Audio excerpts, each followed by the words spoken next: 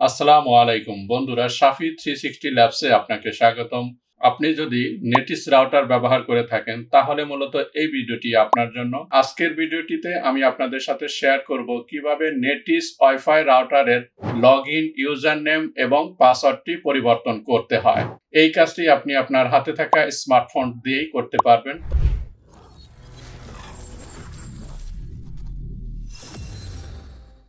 তো বন্ধুরা, চলে আসলাম আমার মোবাইল ফোন স্ক্রিনে। প্রথমে আপনার নেটিস রাউটারের যে আইপি অ্যাড্রেসটি আছে সেটি আপনার যে কোনো একটি ব্রাউজারে সার্চ করবেন। তো আমরা এক্ষেত্রে গুগল ক্রোম ব্রাউজারটি ওপেন করে নিচ্ছি।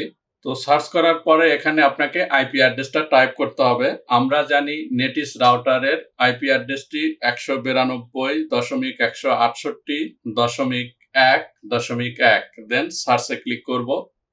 দেন দেখুন, আমরা যে রাউটারটা লগ ইন করছি সেই রাউটারটা, এই লগ ইন পাসওয়ার্ডটা আমরা পরিবর্তন করব। প্রথমে আমরা রাউটারে লগ ইন করে নিচ্ছি।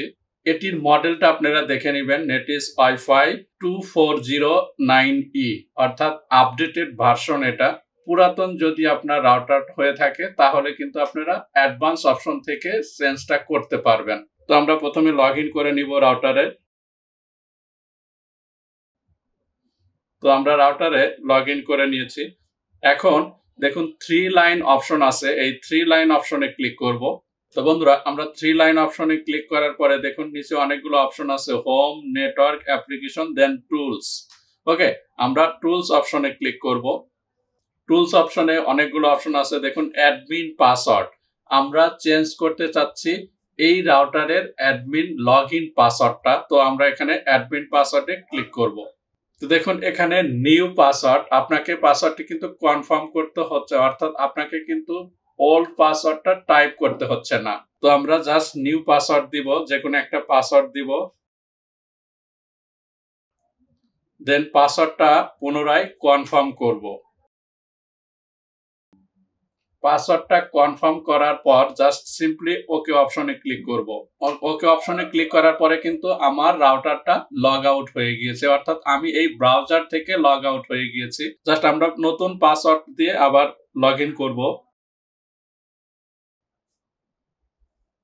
তো বন্ধুরা, আমার এই নেটিস রাউটারের লগ ইন পাসওয়ার্ডটা কিন্তু পরিবর্তন হয়ে গিয়েছে।